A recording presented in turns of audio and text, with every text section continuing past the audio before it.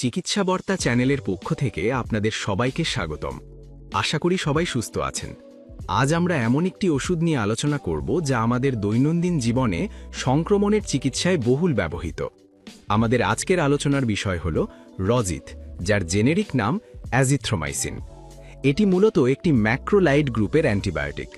Health care pharmaceuticals লিমিটেডের এই ওষুধটি কেন দেওয়া হয়, এর কাজ করার পদ্ধতি কী এবং সেবনের ক্ষেত্রে কি কি সতর্কতা অবলম্বন করতে হবে, আজকের ভিডিওতে আমরা তার বিস্তারিত জানব। ভিডিওটি শেষ পর্যন্ত দেখুন, কারণ অ্যান্টিবায়োটিক ব্যবহারের সঠিক নিয়ম না জানলে তা শরীরের জন্য বড় বিপদের কারণ হতে পারে। 2. ওষুধের বিবরণ ও প্রাপ্তিস্থান, ডিটেলস অ্যান্ড অ্যাভেলেবিলিটি। রজিত ওষুধটি বাজারে বিভিন্ন ফরম্যাটে পাওয়া যায়। শিশুদের জন্য এটি সাধারণত পাউডার ফর সাসপেনশন বা তরল মিশ্রণ হিসেবে পাওয়া যায়, যার মাত্রা হল প্রতি 5 মিলিলিটারে 200 মিলিগ্রাম। এছাড়া প্রাপ্তবয়স্কদের জন্য এটি 250 মিলিগ্রাম এবং 500 মিলিগ্রামের ট্যাবলেট আকারেও বাজারে সুলভ।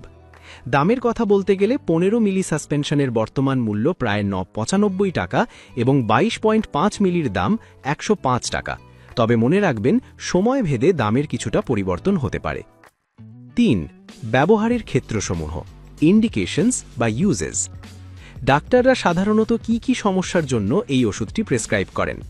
রজিত বা অ্যাজিথ্রোমাইসিন মূলত ব্যাকটেরিয়াজনিত সংক্রমণের বিরুদ্ধে লড়াই করে।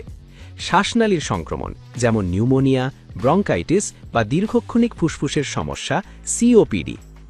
গলা ও কানের সমস্যা, টনসিল ফুলে যাওয়া, গলা ব্যথা বা ফ্যারিঞ্জাইটিস বা কানের মধ্যভাগের সংক্রমণ অটাইটিস মিডিয়ার চিকিৎসায়। জ্বর ও পেটের সমস্যা, টাইফয়েড জ্বর এবং ট্র্যাভেলার্স ডায়রিয়ার চিকিৎসায় এটি অত্যন্ত কার্যকর। ত্বক ও মূত্রনালী, চামড়ার বিভিন্ন সংক্রমণ এবং জটিল নয় এমন ইউরিনারি ট্র্যাক্ট ইনফেকশন নিরাময়ে এটি ব্যবহৃত হয়।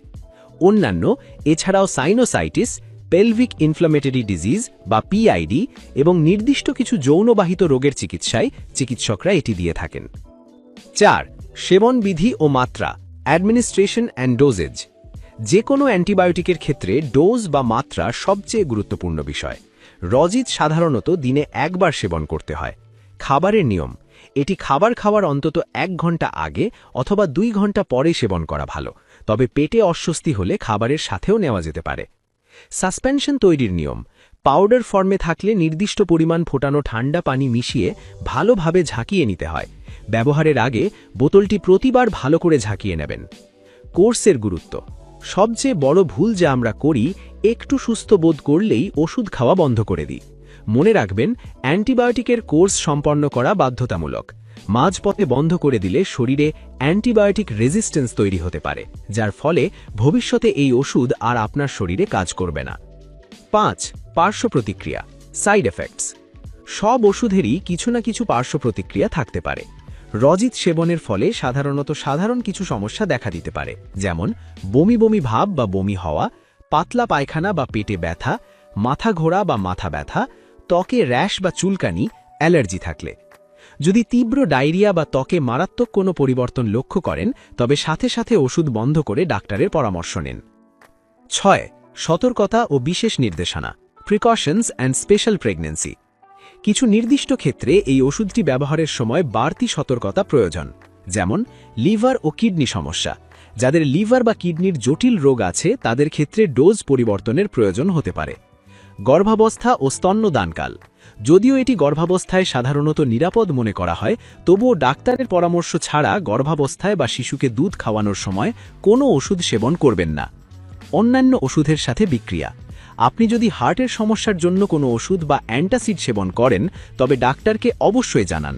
বিশেষ করে ম্যাগনেসিয়াম বা অ্যালুমিনিয়ামযুক্ত অ্যান্টাসিড এবং অ্যাজিথ্রোমাইসিন একসাথে খাওয়া উচিত নয়, এতে ওষুধের কার্যকারিতা কমে যায়। 7. উপসংহার, কনক্লুশন।